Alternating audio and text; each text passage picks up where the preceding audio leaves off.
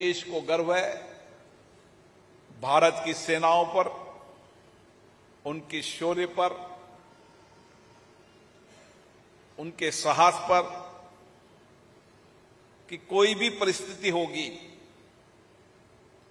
उस परिस्थिति के अंदर भारत केवल अपनी रक्षा नहीं करेगा, लेकिन दुनिया के अंदर जो देश के अंदर जो आतंकवाद है, उस आतंकवाद को समाप्त करने के लिए नई नीति, नई कार्य योजना से इस काम करेगा। Singhbhum chamber of commerce and industries के इस प्लेटिनियम जुबली समारोह में हमारे बीच में भारत के सरकार के रक्षा राज्य मंत्री श्री संजय सेठ जी,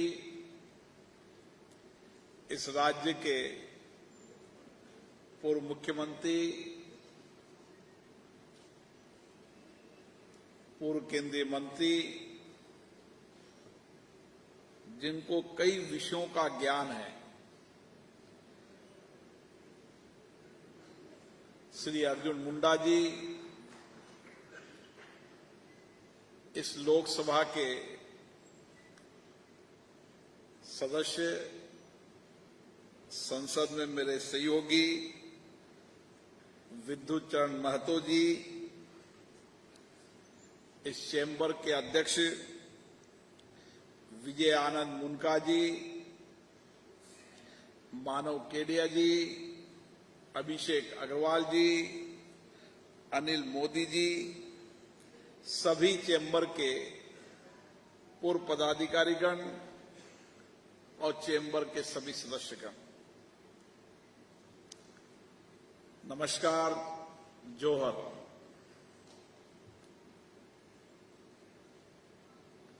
झारखंड की यह धरती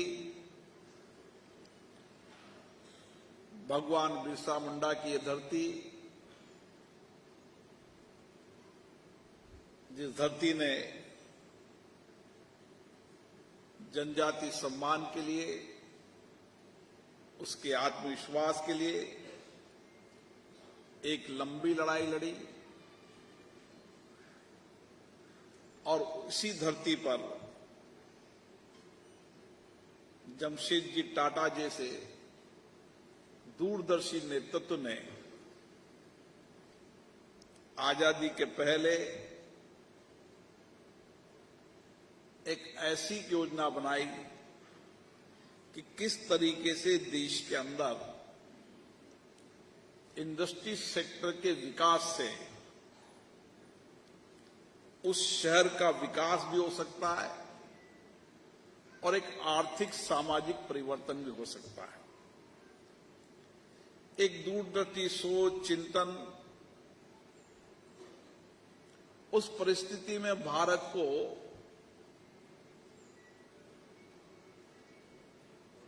जब हम आजाद नहीं थे,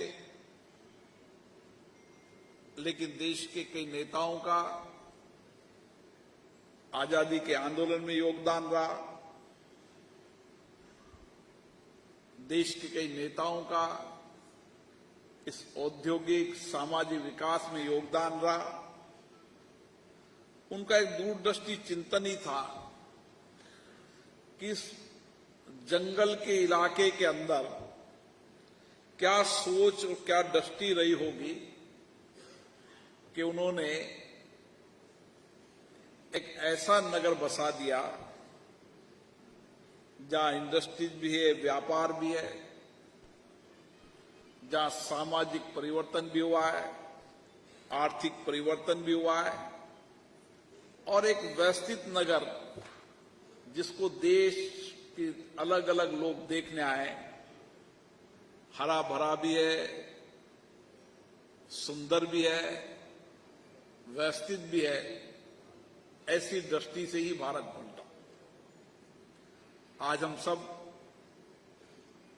जमशेदजी टाटा को भी याद करते हैं, जो इस इंडस्ट्री चलाते समय तो नहीं रहे, लेकिन उनके सोच और चिंतन को, उनको सपनों को उन्होंने आगे वाली पीढ़ी को बताने का काम किया। और यही एक विचार होता है। और आज ये धरती दुनिया की सबसे बड़ी स्टील धरती के रूप में, स्टील मिल के रूप में इसकी पहचान है। लेकिन उसकी पहचान में आपका भी सबसे बड़ा योगदान है। एमएसएमई सेक्टर, जिसके योगदान से आज देश आगे बढ़ रहा है, उस सभी सेक्टरों के अंदर 1947 के अंदर इस संस्था का गठन हुआ। और इस संस्था के गठन के समय एक विचार आया होगा कि व्यापारी इंडस्ट्री सेक्टर के लोग आपस में बैठें, चर्चा करें, चिंतन करें, विचार करें कि किस तरीके से हमें व्यापारिक उद्योग क्षेत्र के अंदर जो नए नए परिवर्तन आएंगे, जो भविष्य के समय चुनौतियां भी आएगी, उन भविष्य की चुनौतियों, संभावनाओं को मिल बैठकर समाधान करने का प्रयास करें। आज इसी का परिणाम है कि इस 75 वर्ष की यात्रा में, जहां हम दो देश एक साथ आजाद हुए थे, लेकिन इस 75 वर्ष की यात्रा में हमने सामाजिक क्षेत्र में, आर्थिक क्षेत्र के अंदर, तकनीकी क्षेत्र के अंदर और हमारी सीमाओं की क्षमता के अंदर और देश के विकास में जिस मुकाम पर पहुंचे हैं, आज पूरे देश को गर्व है। आज पूरे देश को गर्व है भारत की सेनाओं पर, उनके शौर्य पर, उनके साहस पर कि कोई भी परिस्थिति होगी, उस परिस्थिति के अंदर भारत केवल अपनी रक्षा नहीं करेगा, लेकिन दुनिया के अंदर, जो देश के अंदर जो आतंकवाद है, उस आतंकवाद को समाप्त करने के लिए नई नीति, नई कार्य योजना से इस काम करेगा। और हमने ये साबित कर दिया कि इस देश के अंदर कोई भी देश या कोई भी आतंकवाद फैलाने का प्रयास करेगा तो उसके परिणाम सिंदूर ऑपरेशन से भी गंभीर परिणाम है। और भारत के प्रधानमंत्री जी ने पूरे देश को विचार दे दिया कि आतंकवाद के खिलाफ लड़ना है तो सामूहिकता से मिले, सब मिलकर लड़ें।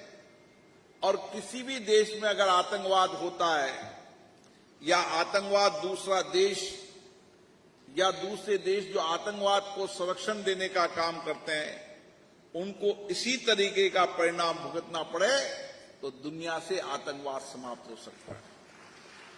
आज हम सब लोग और वीर सैनिकों के साहस को, उनकी वीरता को, उनके तकनीकी ज्ञान पर पूरा देश गर्व करता है। लेकिन उस सब में कहीं न कहीं हमारे इंडस्ट्री सेक्टर का बहुत बड़ा योगदान है। एक समय होता था जब भारत में हम रक्षा के अंदर इंपोर्ट करने का ही काम करते थे।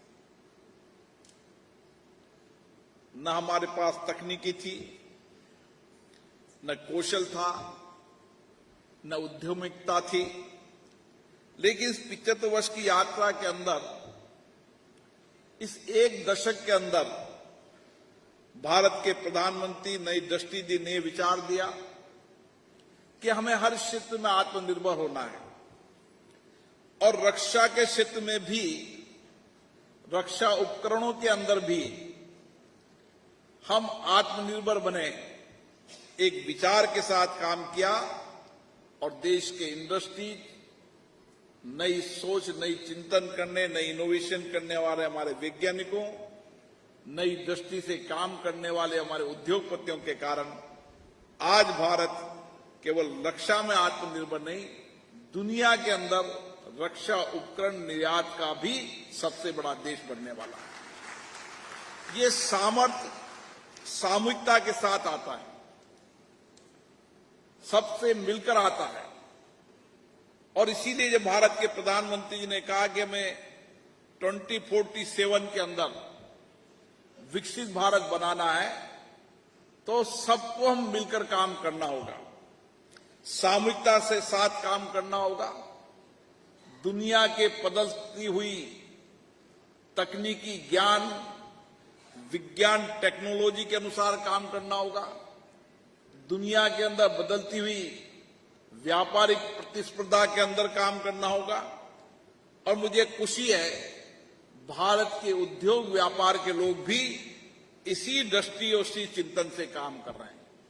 आज जमशेदपुर में आप बैठे हैं, मेरी अध्यक्ष जी से चर्चा हो रही थी कि धीरे धीरे हमें भी एक नया विचार दृष्टिकोण से काम करना होगा, क्योंकि दुनिया के अंदर चाहे इंडस्ट्री हो, चाहे व्यापारिक हो या कौशल हो, हर क्षेत्र के अंदर प्रतिस्पर्धा है और हमें इस प्रतिस्पर्धा युग के अंदर हमारे पास वो सामर्थ्य है जो दुनिया के पास नहीं है। हमारे पास एक कुशल मानव संसाधन है, हमारे पास बौद्धिक क्षमता, नए इनोवेशन, नए रिसर्च की क्षमता वाले नौजवान हैं और इसलिए दुनिया के अंदर युवा आबादी कम हो रही है। कौशल और कुशलता के नौजवानों की कमी हो रही है और भारत कौशल और कुशलता के अंदर लगातार आगे बढ़ रहा है। आज दुनिया के कई बड़े विकसित देशों में आपने देखा होगा कि वहां मानव संसाधन की कमी है। दुनिया के बड़े बड़े देश, जापान हो, रशिया हो, बड़े बड़े देश भारत में आते हैं और उनका मानना है कि बौद्धिक क्षमता में, नए चिंतन में, नए इनोवेशन के अंदर भारत के नौजवानों की क्षमता ज्यादा है।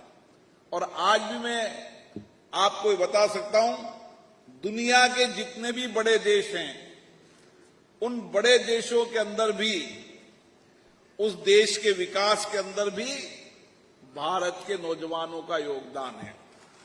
केवल तकनीकी क्षेत्र में नहीं, प्रोफेशनल क्षेत्र में नहीं, आप दुनिया की जितनी भी बड़ी इंडस्ट्री, सर्विस सेक्टर, टेक्नोलॉजी की जितनी भी कंपनियां लेंगे, उन कंपनियों के सीईओ भारत के हैं, वही कंपनी तेजी से आगे बढ़ रही है।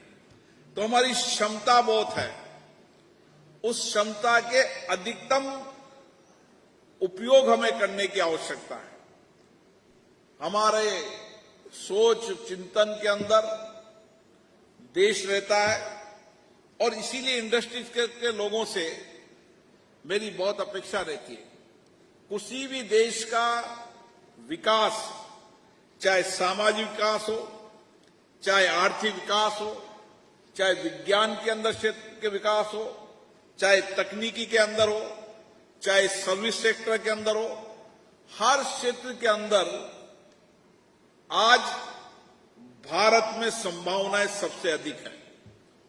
अवसरों की धरती भारत है और इसीलिए अवसरों और संभावनाओं की धरती होने के कारण हमें इस प्रतिस्पर्धा युग के अंदर हमें भी दुनिया से बेहतर टेक्नोलॉजी, बेहतर इनोवेशन पर काम करना होगा। हम जिस नगरी, टाटा नगरी में बैठे हैं, आज धीरे धीरे टेक्नोलॉजी के कारण लोगों के रोजगार घटते जा रहे हैं। लेकिन टेक्नोलॉजी के कारण रोजगार घट रहे हैं, लेकिन अगर हम दुनिया से प्रतिस्पर्धा करने लगेंगे तो हमारे रोजगार भी बढ़ेंगे और दुनिया के व्यापार इंडस्ट्री सेक्टर के अंदर हम नेतृत्व करने की क्षमता भी बढ़ेगी। और इसीलिए ये चैम्बर ऑफ कॉमर्स समय समय पर विचार मंथन, लोकतंत्र, विचारों मंथनों के साथ नए सोच, नए चिंतन का एक मंच होता है। हम जब, जैसा अर्जुन मुंडा जी ने कहा कि जब एक साथ बैठते हैं तो बहुत सारे विचार आते हैं, नए विचारों का सर्जन होता है, दुनिया के अंदर जो इनोवेशन होता है उसके विचार विमर्श होते हैं, भारत की भौगोलिक स्थिति, आर्थिक सामाजिक स्थिति के अनुसार विचार होते हैं। तो हमें ये लोकतंत्र का मंदिर ही हमारी चर्चा संवाद का केंद्र होता है।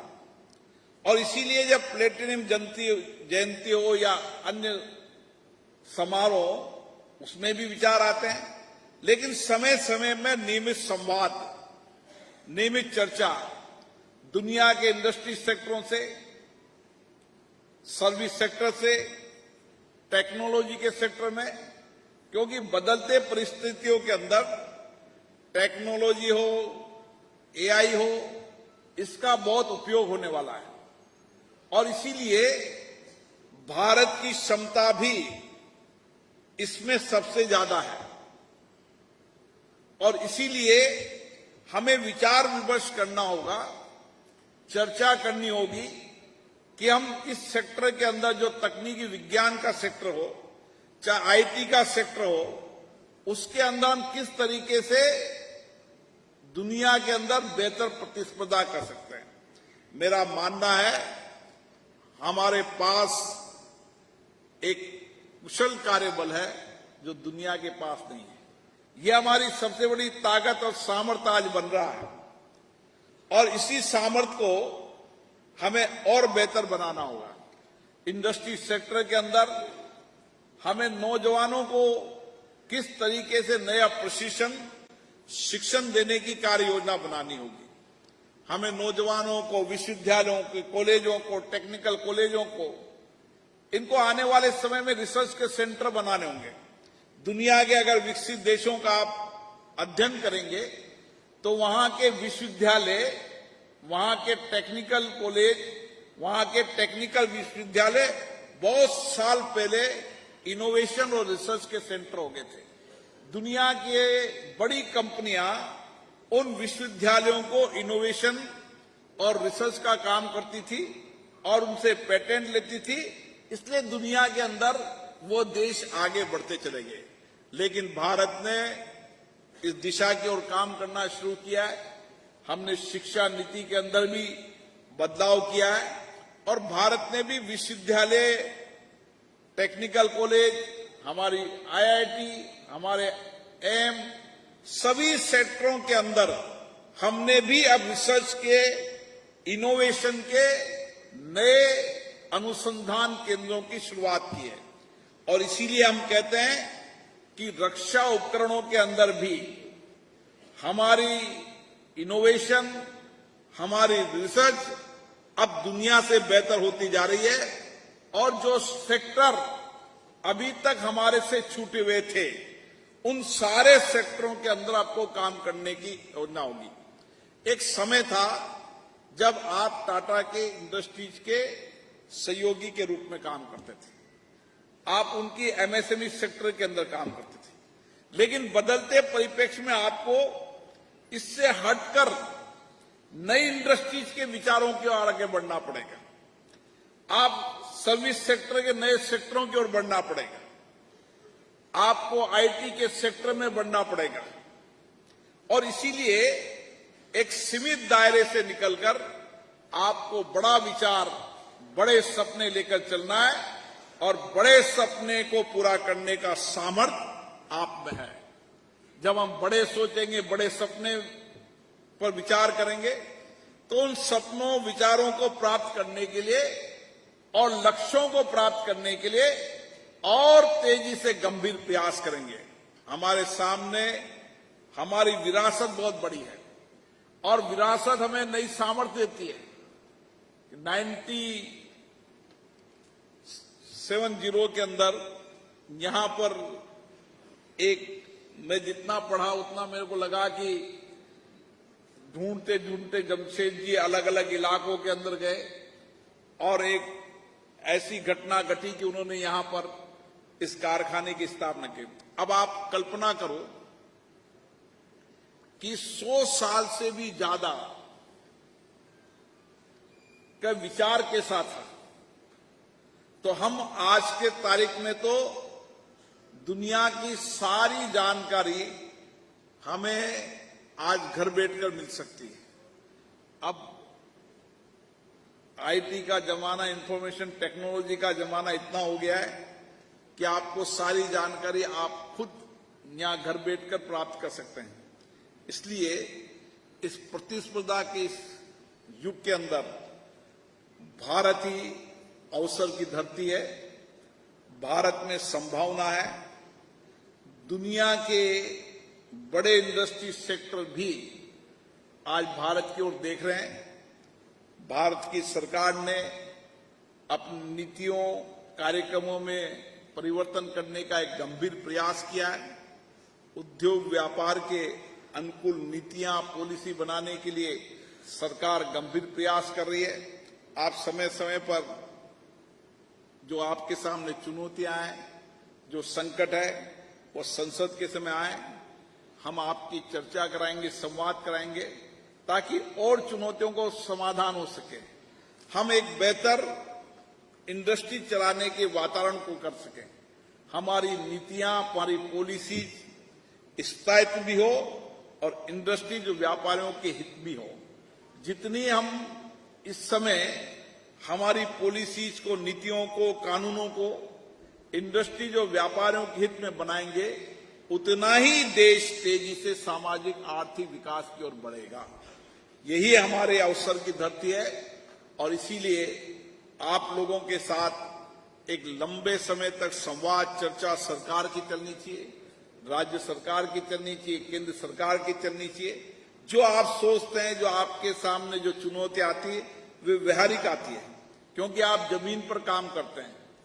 जब जमीन पे काम करते हैं तो पॉलिसी बनाने वालों को ठीक से मार्गदर्शन करने का काम करते हैं और चैम्बर ऑफ इंडस्ट्रीज का काम यही है कि समय समय पर सरकार की नीतियां, पॉलिसी, कानून, इकोनॉमी की पॉलिसी या टेक्नोलॉजी की पॉलिसी, उन सब पॉलिसियों के अंदर आपका लगातार सार्थक चर्चा होती रहे, संवाद होता रहे, आप लोग बैठकर आपस में समय समय पर विचार विमर्श करते रहें और हमारे सांसद महोदय उस कड़ी के रूप में काम करते रहें।